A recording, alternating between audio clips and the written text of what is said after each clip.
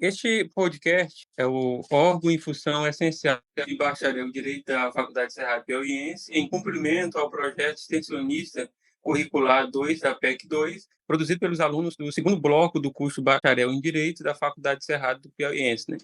Apresentado pela equipe da turma sob subseção e direção do professor Cristiano Brasileiro, diretor acadêmico da Faculdade Cerrado Piauiense. Obrigado a todos, né, que nos acompanham pelas redes sociais e pelo canal do YouTube, né, da Faculdade Cerrado Piauiense e pelas ondas do rádio da Educativa do Cerrado, FM 92.1, e pela internet no site www.tudoradio.com.br. O órgão em função essencial à justiça traz informações sobre as atribuições do Poder Judicial, do Ministério Público, da Defensoria Pública, da Advocacia Privada e da segurança pública, dando visibilidade à defesa dos direitos do cidadão, discutindo questões jurídicas relevantes de direitos fundamentais e outros relativos à cidadania, destacando as dimensões de exercício dos direitos e acesso à justiça. Esse programa leva até você informação, conhecimento, cultura e dicas sobre o direito do cidadão. Neste episódio, falaremos sobre a vara da Seção Judiciária da Justiça Federal no Piauí. Este programa é comandado pelo acadêmico Kaique Leonardo Lima Reis, Gildaí Matias Rodrigues, Marcos Aurélio Araújo. Teremos a participação ilustre do excelentíssimo senhor doutor, juiz de direito titular da 5ª Vara da Seção Judiciária da Justiça Federal em Teresina, Piauí, doutor Bruno Cristiano Carvalho Cardoso. Boa noite, Kaique. Boa noite, Matias. Boa noite, doutor Cristiano, professor Cristiano Roberto Brasileiro da Silva Passos. Boa noite a quem está acompanhando todos nós aí pelos canais que o Matias já citou. É uma satisfação e uma honra poder conversar com vocês. Estou a postos aqui para a gente ter essa conversa. Obrigado, doutor. Nós teremos agora algumas perguntas que vamos fazer no decorrer desse podcast. Excelência, conte-nos um pouco de sua trajetória, como foi o acesso do cargo de juiz federal e quais são as principais atribuições do cargo. Bem, essa trajetória começou na Universidade Federal do Piauí, né? Eu me formei em 97, graduei em Direito em 1997, e quando a gente se graduou em Direito, eu não sei se alguém já contou para vocês, a gente não sabe meio o que fazer da vida quando termina, né? Tem um diploma nas mãos e aquela indecisão, e eu também passei por isso como todo mundo, né? Resolvi fazer concursos, optar pela área de concursos. Meu irmão resolveu advogar, a gente concluiu o curso na mesma época, e eu comecei a fazer concurso na área de analista do tribunal. E assim eu passei no concurso para analista do TRE, um ano depois da minha graduação. No TRE, como analista, eu passei cerca de 4 anos. E aí comecei a pensar novamente em voltar a estudar. E aí o concurso para juiz federal me apareceu da primeira região, que é a nossa região, da qual o Piauí faz parte, e me lembro bastante das pessoas dizerem: tu está sendo corajoso, porque tu está sem estudar e vai começar fazendo um concurso de tão difícil, né? Mas eu queria fazer para me retomar, né? Retomar o curso dos estudos. E foi o primeiro concurso que eu fiz. Eu tinha 23 para 24 anos, cheguei perto da aprovação, não passei, mas me deu estímulo para fazer no ano seguinte, em 2002, quando eu fiz o concurso no qual fui aprovado. São longos meses de estudo, mas não é nada impossível. E aí, quando me perguntam sobre como foi o seu plano para aprovação, eu sempre digo que todo o estudo que eu fiz lá desde o início me serviu. Eu não comecei um dia, agora a partir daqui eu vou aprender direito. Não, tem uma bagagem que nos vem desde o tempo que você começa a estudar. E a preparação foi isso. Pegamos os editais dos concursos, e do concurso para juiz, a trajetória foi essa. A gente está na Constituição, né? Que o juiz, a nossa competência está bem dita lá na Constituição. Os juízes federais compete julgar, que é o artigo 109. Mas eu não vou ficar dando aula de direito para vocês, não, né? Nem por certo para isso. Mas, basicamente, uma maneira fácil de entender que o juiz federal faz é pensar que toda e qualquer ação ou processo em que uma das partes é um ente federal, seja a União, seja uma autarquia federal, seja o governo federal, seja a Caixa Econômica, seja o IBAMA, né, as instituições federais, se elas estiverem no processo, como autoras ou como réis, os processos são de nossa competência de juízes federais. Do ponto de vista também dos crimes, a mesma coisa. Se um crime é praticado lesando o patrimônio público federal, ele também é competência do juiz federal, a nossa atribuição é julgar. Há também questões interessantes que são específicas, como direitos indígenas. A disputa sobre direitos indígenas é sempre da nossa competência, também recai na vara federal. Outra coisa interessante são os tratados internacionais, né? Se alguma causa é fundada num tratado internacional, né, que a União fez com o Estado estrangeiro, essa discussão vai desembocar na Justiça Federal. Então, são alguns exemplos que a gente faz no nosso dia a dia, como atribuição. Doutor Bruno, quais são os desafios mais significativos que o senhor enfrentou ao longo de sua carreira judiciária e como superou? No começo, foi a falta de experiência, né? Eu tinha 25 anos de idade, e eu era completamente cru, né? Porque os concursos não nos preparam para o exercício da profissão, eles preparam para você ter capacidade técnica de resolver os problemas, mas eles não te preparam para ser o que você é. Então, ninguém ensina ninguém a ser juiz, a gente aprende fazendo. Então, no começo, foi a falta de experiência, e especialmente porque eu não vinha de uma carreira jurídica específica, como delegado, promotor, ou mesmo juiz de direito, né? Eu era analista do TRE, não que me diminuísse, mas eu não exercia uma atividade tipicamente jurídica, né, antes de ingressar na magistratura federal. Então, eu saí meio que no total inexperiência para uma atividade de tamanha importância. Como eu superei isso? Com humildade, né, entendendo. Eu entendi que eu tinha que ter humildade para perguntar, né? Perguntar para quem já estava lá dentro, para servidores antigos que trabalhavam no prédio, na Justiça Federal há mais tempo, para colegas juízes mais experientes. E a dedicação para entender aquele universo, porque a gente só supera tendo humildade. Se você fingir que sabe, é pior. Você lá na frente vai demonstrar que não tem condição de fazer. E isso foi no início, né? Mas ao longo da carreira, o mais difícil também foi morar em diversas cidades longe da família, né? A magistratura federal faz que a região é imensa. Eu morei em Manaus, né? No Amazonas, morei em Porto Velho, em Rondônia, morei em Brasília, morei em Floriano e agora estou em Teresina, né? Então, essa mudança constante de cidades, que a carreira de alguma maneira, nos leva a adotar, é útil, é profícua, mas também é desafiadora, porque a gente fica longe da família da gente e o trabalho de julgar já é sozinho e solitário. Então, quando a gente chega em casa e não vê ninguém, foi difícil. Mas a gente supera com essa parte afetiva, mantendo, né, os vínculos com a família, tentando estar perto de quem gosta, para não sucumbir a essa solidão. Doutor, essa pergunta aqui o senhor meio que já respondeu. Quais são as principais qualidades que o senhor considera essenciais para um juiz federal, né? O senhor respondeu uma das principais dela, que é a humildade. O senhor tem Eu acho que outra... a independência é fundamental. O juiz que não é independente, na verdade, qualquer juiz, né? O juiz, uma das maiores qualidades que um juiz deve ter, ele tem que fazer trabalho para ter independência. E outra também que eu acho que é a responsabilidade com o cargo, né? A gente não pode olhar para a carreira apenas como um contra-cheque. Claro que todo mundo precisa pagar suas contas, precisa ter remuneração justa para poder se manter, né? Mas eu acho que a responsabilidade com o cargo é uma característica fundamental para quem quer ingressar na nossa carreira, porque ela não é fácil, ela é solitária, e você precisa entender que você está assumindo desde cedo uma função de bastante responsabilidade. E a independência faz parte disso também, porque você perceber que você não está ali para satisfazer o interesse de ninguém, mas para atender um interesse maior, que é a salvaguarda da Constituição Federal. Doutor, quais são os principais desafios enfrentados na sua jurisdição no dia a dia? O senhor enfrenta no dia a dia? O volume de trabalho hoje em dia é isso, né? No começo era falta de experiência, e essas constantes mudanças. Hoje, como eu estou em Teresina, né, na minha cidade, na capital, na vara que eu gosto, que é a matéria civil, né, que é a quinta vara, o desafio é o volume de trabalho, porque a gente precisa dar uma prestação jurisdicional célere, né, porque não adianta a justiça ser tardia, a justiça tardia não é justiça, a gente sabe disso, mas há um difícil equilíbrio entre ser célere, rápido e ser justo, porque às vezes na velocidade de julgar a gente não olha o caso com a atenção que deveria e acaba sendo injusto. Então, eu acho que esse equilíbrio é difícil entre prestar a jurisdição de maneira célere, mas também não perder de senso e a distância daquilo que é justo. Esse é o desafio que eu acho, pelo volume de trabalho. Eu costumo dizer que nós não somos fabricantes de parafusos, né? Você não pode exigir que o juiz produza 700 100 peças por mês, porque a gente não fabrica, cada caso é um caso. Sem menosprezar quem fabrica parafusos, mas apenas para dizer que nosso trabalho não é em série, né? Ter noção de que cada processo é único, e você dá atenção a ele. Tem uma pergunta também para ingressar, referente ao desempenho das funções, né? Se diz respeito à Justiça Federal, como ela se adaptou, né, com as mudanças tecnológicas para aprimorar os processos e serviços da Justiça Federal? Essa pandemia terrível que assolou todos nós, ela trouxe esse elemento, talvez, digamos, um saldo positivo, se é que a gente pode falar em saldo positivo, um negócio que foi tão devastante.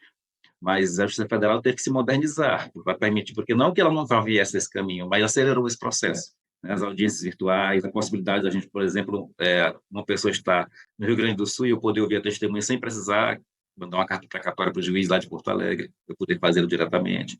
A tecnologia, ela se impõe sobre nós, e a Justiça Federal tem que acompanhá-la, né? Na verdade. Há alguns projetos interessantes dentro da Justiça Federal, em alguns lugares, que aí sim nós desenvolvemos alguns aplicativos, ou algo que a gente chama robôs, para fazer alguns serviços, né, de massa, em série, né, não para fazer decisões ou sentenças, né, não é nem uso de inteligência artificial, mas é para otimizar o trabalho da gente. Tem sido feito aqui e ali, mas ainda é preciso mais. O que a gente tem feito é essa tecnologia que vocês já conhecem, utilizar, né, a internet, a velocidade da comunicação digital, poder acelerar o trabalho. Mas eu ainda acho que podia ser feito mais. Eu acho importante, inclusive, que deveria haver mais concursos para analistas na área de TI. Né? A gente seleciona muito analista na área jurídica nos tribunais, e eu acho que os tribunais poderiam selecionar mais analistas de tecnologia da informação. Isso ajudaria bastante a desenvolver. É verdade. Ainda sobre a questão de, de redes sociais, tecnologia, né? É curioso, principalmente nos dias modernos que a gente está vivendo, casos que estão repercutidos, né? Casos que levam um grande envolvimento público, né? E como a Justiça Federal lida com esses casos de repercussão pública, né? A profissão de juiz, como eu falei, é solitária, né? A imprensa quase sempre nos procura e é difícil essa relação para poder. A gente é orientado, o juiz vai falar pouco, né? Especialmente sobre os seus processos. Não, aqui nós estamos numa conversa em estudantes, mas, por exemplo, eu evito, por exemplo, né, na minha vida pública, falar muito sobre temas que especialmente eu vou julgar, possivelmente eu vou julgar. E até também temas de outros colegas do juiz de direito, por exemplo, ações de família, que envolve direitos que não julgo, por exemplo, eu evito dar opinião publicamente, porque eu acho que se resguardar é o melhor. Não porque eu não as tenho, mas é porque está lá no nosso código também, na nossa lei orgânica da magistratura, que o juiz deve se manter silêncio sobre algumas coisas, não dar opinião sobre processos alheios. Mas quanto às grandes questões, se envolve sim. A maneira de a gente se envolver é decidindo-as quando elas chegam para nós. Então, assim, a maneira que eu me expresso é através das minhas sentenças. Lá está tudo que eu queria dizer.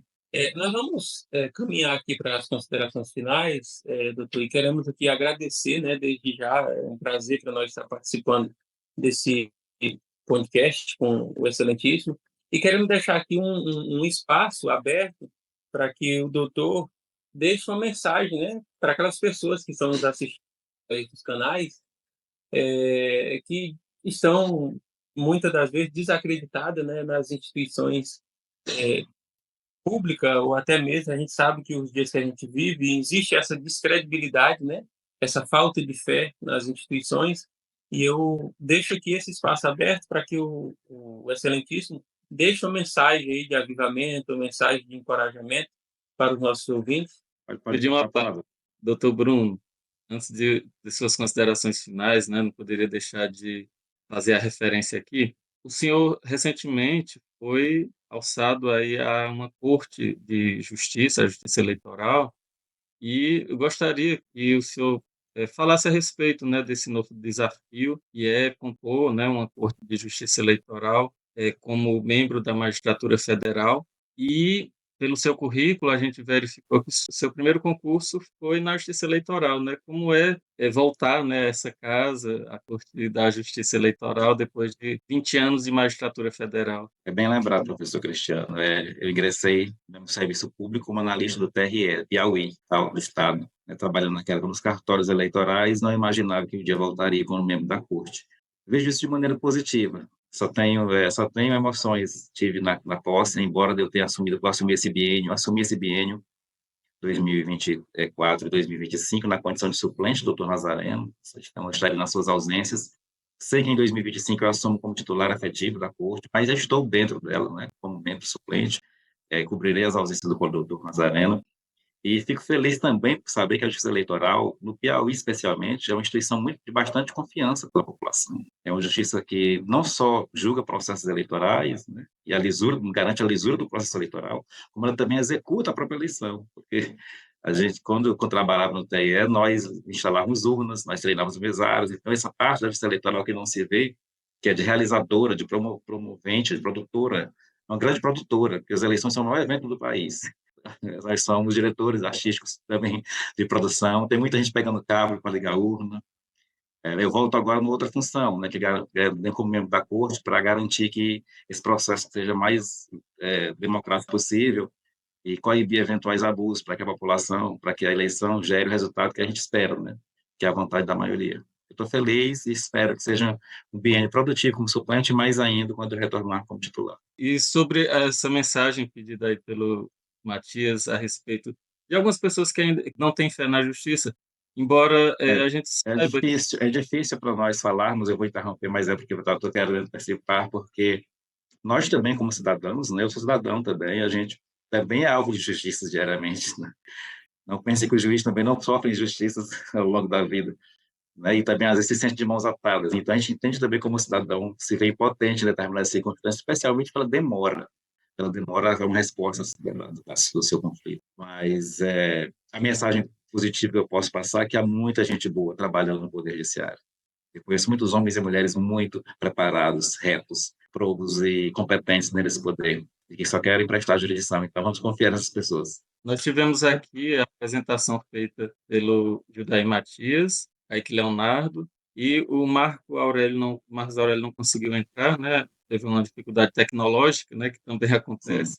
Mas vamos fazer o registro aqui da presença dele. Ele disse aqui no WhatsApp que ele está nos ouvindo e vendo, e também participou da elaboração do roteiro desse programa. Então, eu agradeço aos nossos alunos que fizeram aqui esse trabalho, fizeram o roteiro, elaboraram as perguntas, e agradeço muitíssimo ao Dr. Bruno por ter.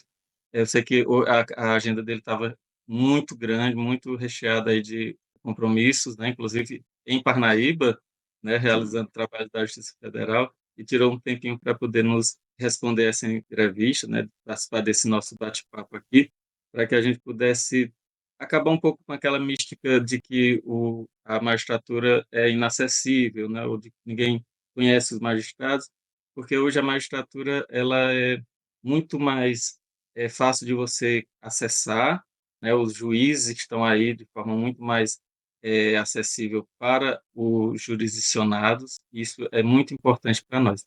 E em relação à nossa missão enquanto instituição de educação, é trazer, né, para os nossos alunos esses profissionais que honram efetivamente os cargos com a sua trajetória, com o seu exemplo, com o seu trabalho. E o Dr. Bruno acredito na época foi um dos mais jovens juízes, né, a assumir a carreira da magistratura em 2003, e que honra o Piauí, né, com o seu trabalho que já foi em tantos lugares, né, de Brasília para a região norte e agora de volta ao Piauí. A gente fica muito honrado. Então, doutor Bruno, a gente queria muito lhe agradecer, e eu vou deixar aí o espaço para as considerações finais e o Kaique para fazer o fechamento. Eu que agradeço, então, aí o convite, né? Esse tipo de convite é sempre gratificante, porque a gente pode sair um pouco também do nosso casulo, juiz gosta de casulo, mas aí a gente pode, é bom conversar, trocar ideias, especialmente com quem está querendo começar e, de fato, entender, não nos julgar, né? Saber que esse podcast, essa conversa, é para trocar ideias e não para julgamentos, porque julgamentos a gente faz isso todo dia. Nós gostaríamos de agradecer o senhor doutor, né, juiz federal da Quinta Vara da Seção Judiciária da Justiça Federal do Estado do Piauí, doutor Bruno Cristiano Carvalho Cardoso, pela generosidade de disposição do seu valioso tempo para contribuir com o seu conhecimento, né, e com sua experiência. Muito obrigado, doutor. Esperamos ter alcançado os objetivos de trazer informações e aproximar um pouco mais a sociedade das instituições. Nós queremos agradecer mais uma vez. Agradecemos a todos os espectadores, né, e ouvintes pela audiência através das redes sociais, canais do YouTube da Faculdade do Cerrado Piauiense e também das ondas de rádio educativa da Cerrado, né, FM 92.1, e a vocês que nos acompanham pela internet no site www.tudoradio.com. Esse programa foi produzido pelos acadêmicos do segundo bloco de Direito, né, do curso de Bacharel em Direito da Faculdade Cerrado Piauiense, sobre a direção geral do nosso professor Cristiano Brasileiro, professor e diretor acadêmico, e sob a supervisão da professora Carmen Passos Custódio. Nossos agradecimentos ao diretor artístico e administrativo da Rádio Educativa do Cerrado, a FM, o senhor Cândido Rodrigues, pelo empenho e pela parceria. Obrigado aos acadêmicos aqui presentes e a todos vocês que nos assistem e nos ouvem e nos acompanham. estaremos de volta, né, em um próximo episódio, né?